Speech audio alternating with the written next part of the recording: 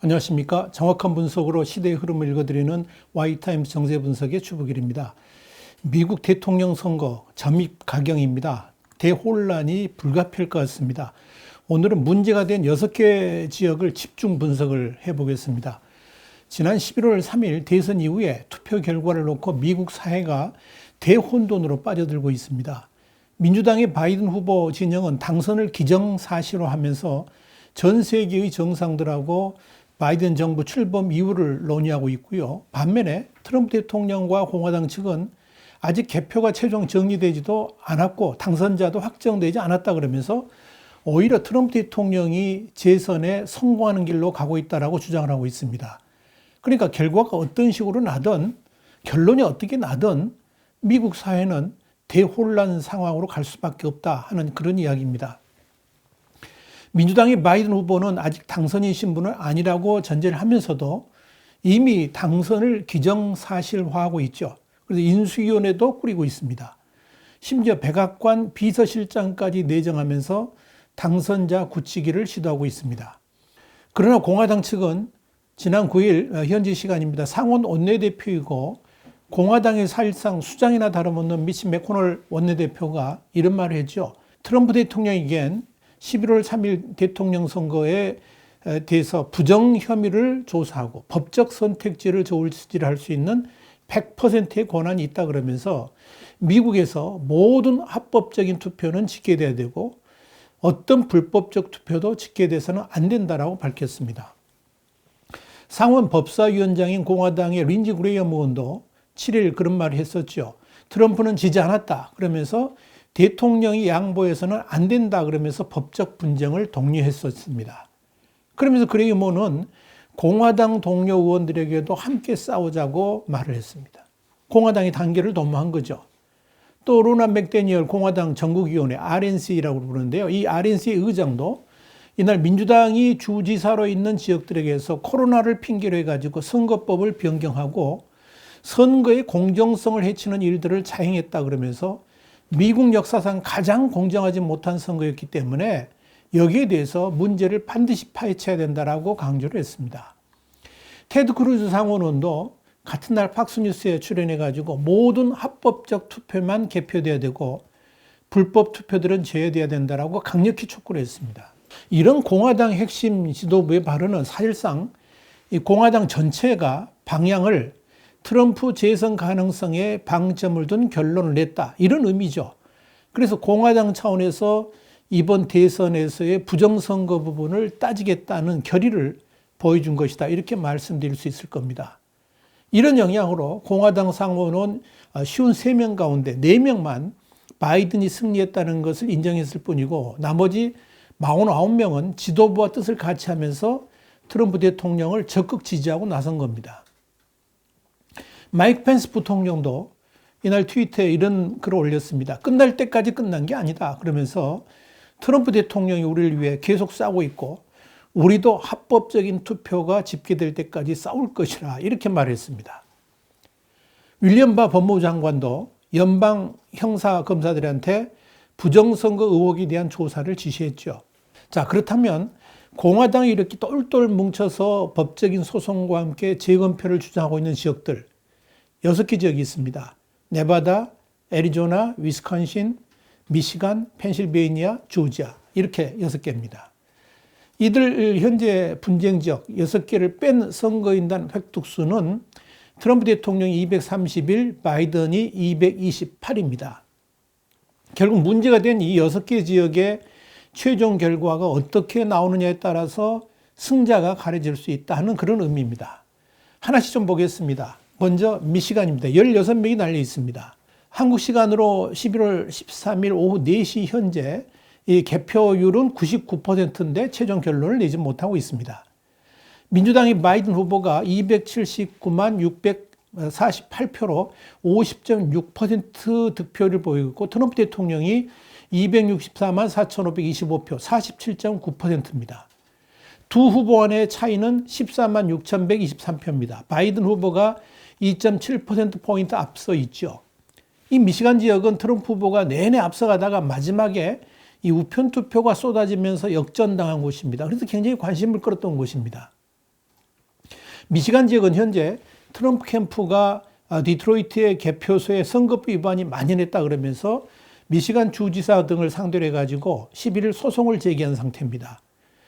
트럼프 캠프는 234쪽 분량의 증언 조서를 통해서 공화당 측 참관인들의 적절한 접근을 차단한 그렇게 문제가 있는 상태에서 개표를 진행했고 또 불법적으로 투표한 표가 집계에 포함되었다 그러면서 문제를 제기한 겁니다. 이를 근거로 해가지고 트럼프 캠프 측은 관할 법원이죠. 미시간 서부 연방지방법원의 선거 결과를 승인하지 못하도록 명령해달라 이런 소송을 낸 겁니다.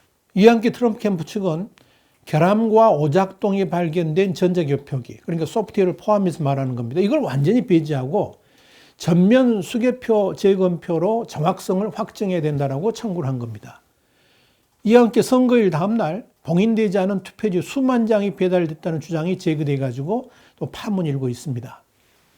그렇지만 이 미시간 주 당국은 여기에 대해서 선거 기간 내내 봤던 무책임한 허위 주장이고 오보 같은 종류라고 일축을 했습니다.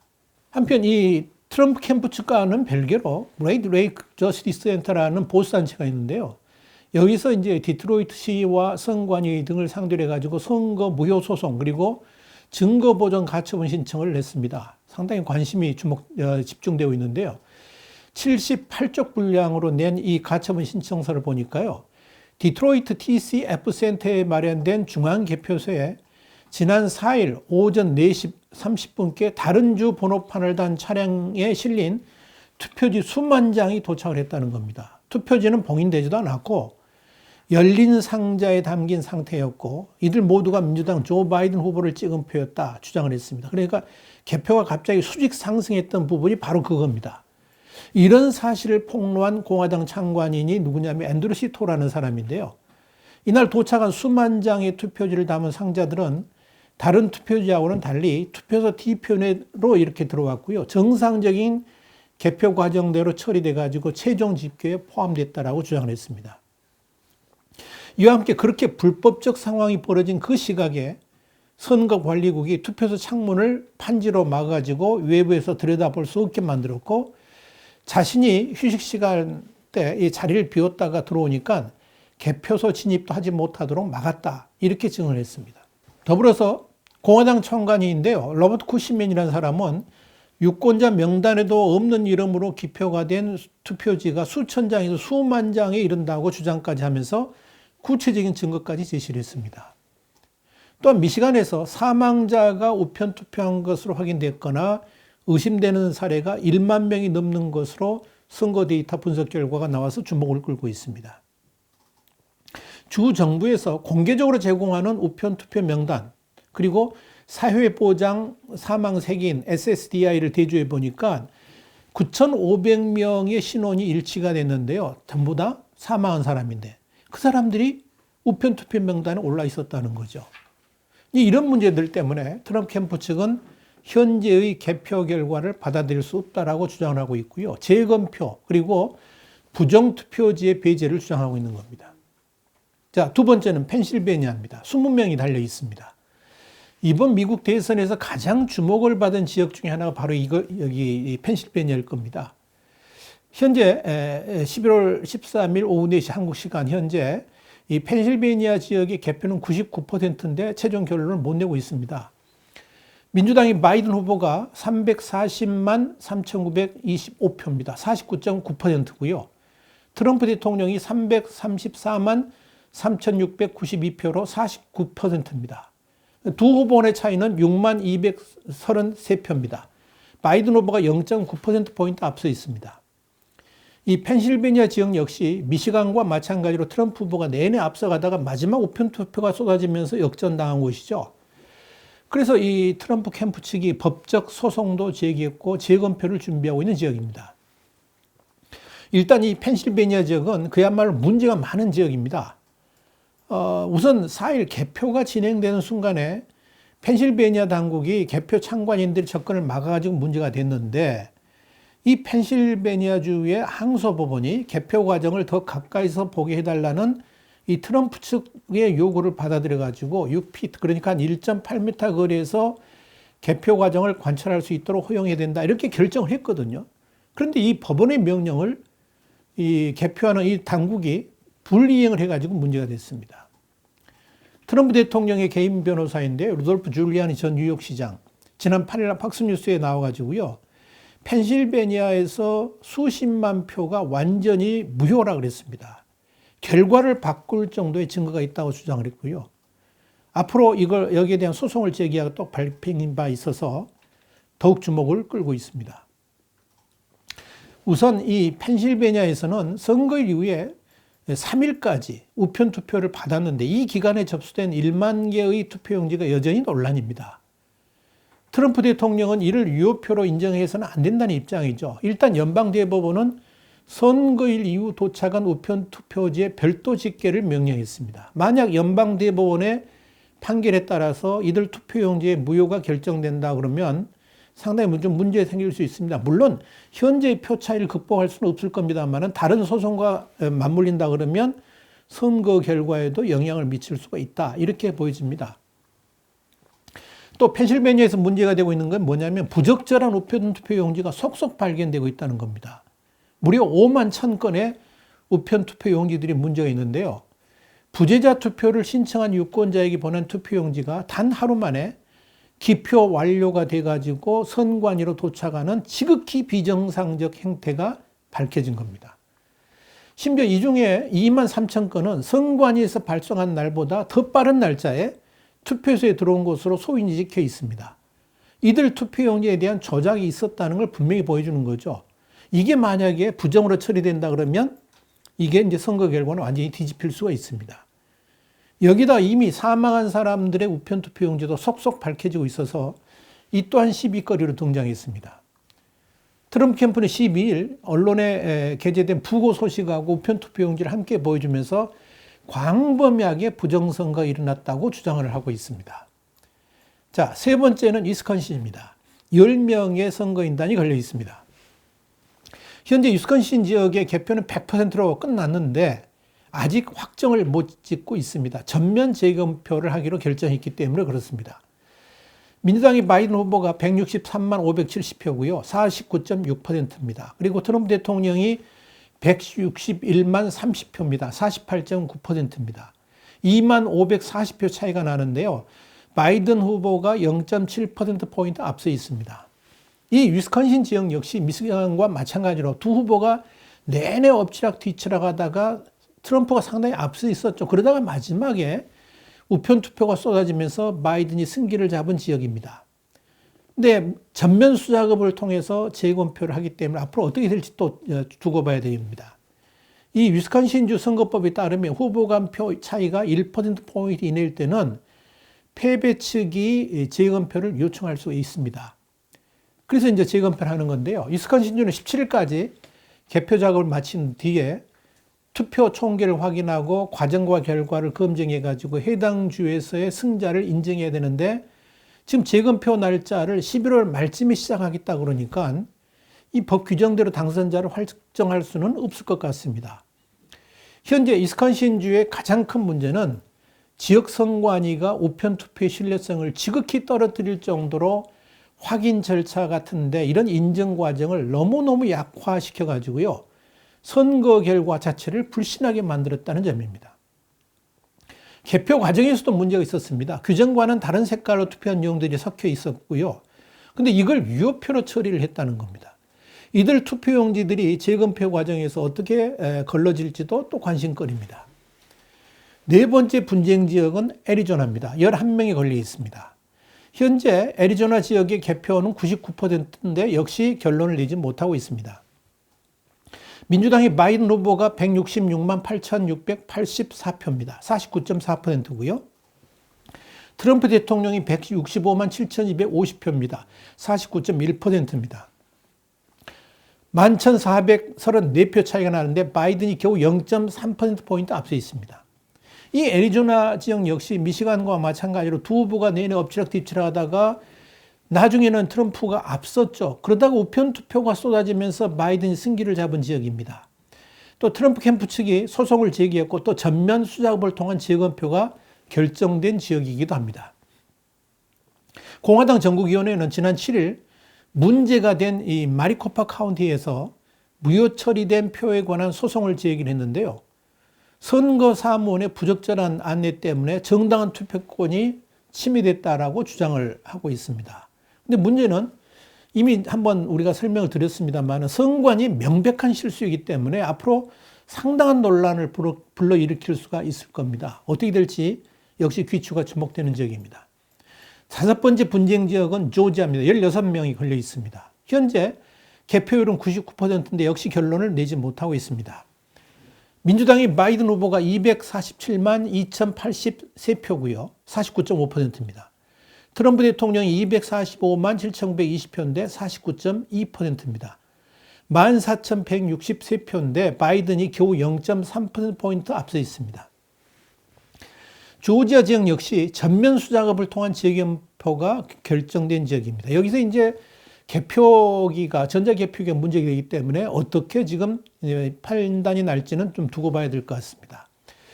브래들 에펜스 조지아주 국무장관은 11일 완전한 수작업을 통해서 100% 재검표를 실시하겠다 그랬습니다.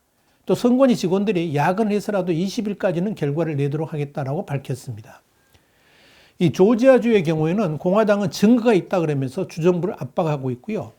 동시에 반드시 트럼프 대통령이 승리할 것이라고 자신을 하고 있습니다.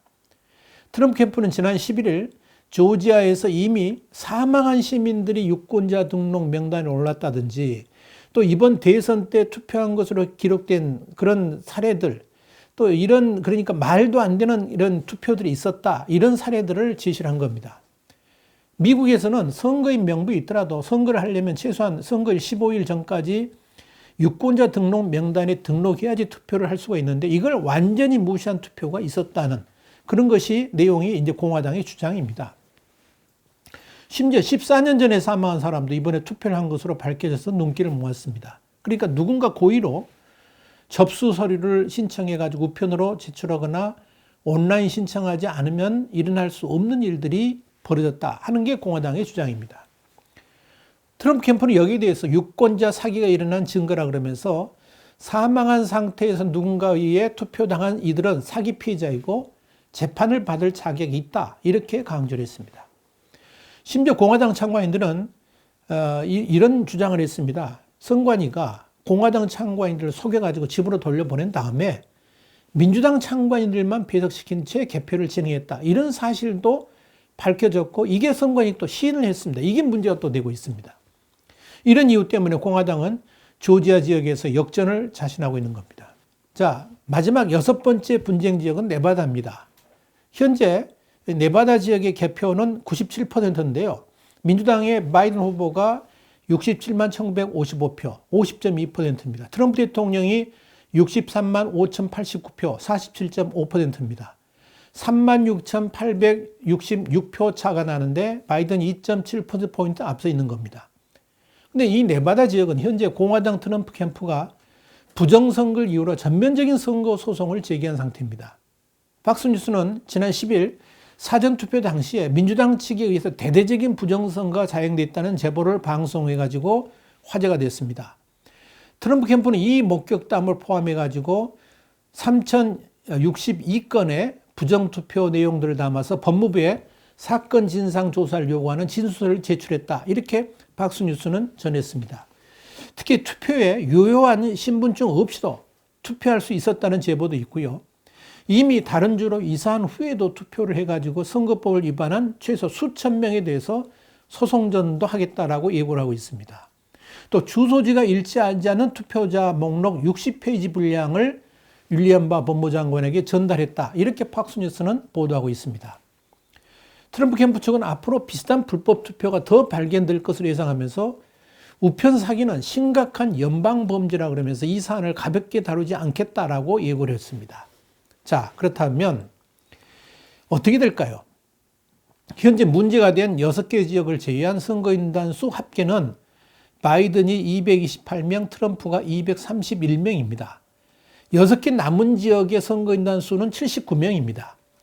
현재 최종적인 개표 결과로 본다 그러면 이 바이든이 307명으로 당선되는 게 맞습니다. 그거 확정되는 거죠. 그런데 그렇게 굴러간다는 게 상당히 힘들어 보입니다. 물론 제가 주위에 있는 많은 사람들한테 물어봤습니다. 선거 결과가 어떻게 될 것 같냐? 이게 뒤집어지겠어라는 사람이 10명 중 9명입니다. 미국에 있는 지인들한테 물어봐도 뒤집어지기는 쉽지 않겠다, 뭐 이런 이야기들을 합니다. 그럼에도 불구하고 공화당은 전혀 그렇게 지금 생각하지 않고 있습니다.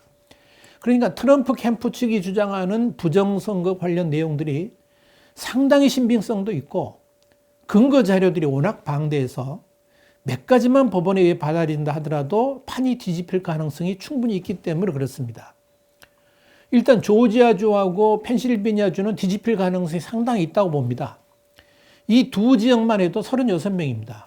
이렇게 되면 트럼프는 곧바로 267명으로 올라가면서 3명만 추가해도 당선될 수가 있습니다.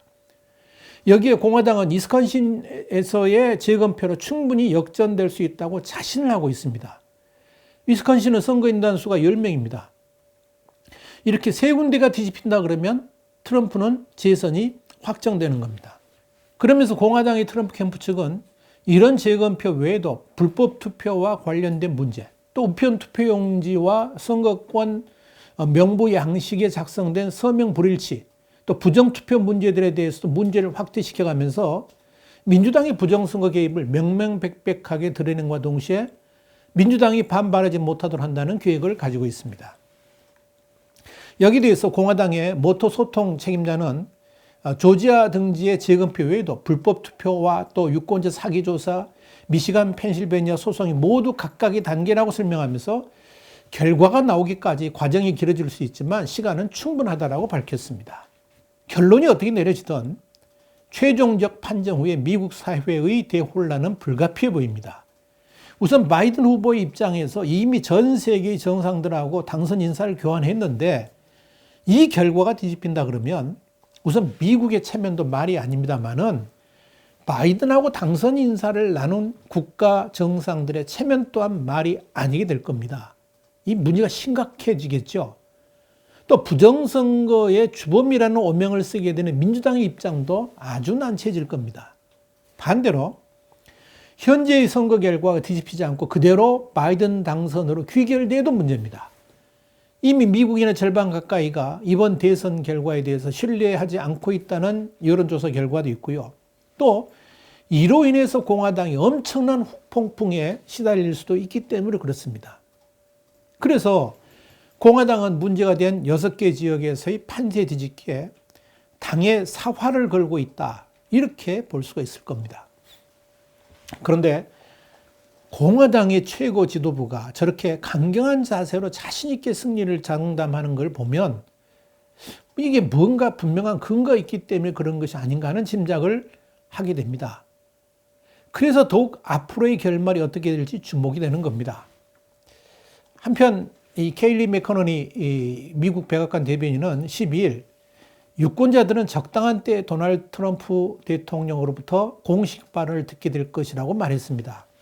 그런데 지난 10일 미국 시간입니다. 트럼프 대통령이 자신의 트위터에 이런 글을 올렸죠. 우리는 큰 진전을 이루고 있다. 결과는 다음 주부터 나온다. 그랬죠. 그러면서 자신의 대선구인 미국을 다시 위대하게 만들자라는 글을 올렸죠. 또 이어진 트위터에서도 우리는 승리할 것이라 그러면서 또 한 번 자신감을 내비쳤습니다. 자, 이런 관점에서 6개의 지역의 마지막 판세를 좀 지켜본 다음에 대선 승리를 선언하는 발언이 나오지 않을까 이렇게 추정을 해봅니다.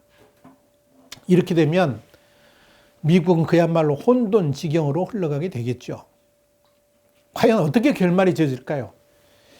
이 연방대법원의 재판, 이걸 이제 세기의 재판이 될 수도 있겠다는 생각이 드는데 이 세기의 재판이 지금 우리 앞에 놓여 있습니다. 계속해서 우리 와이타임스가 주목해 보겠습니다.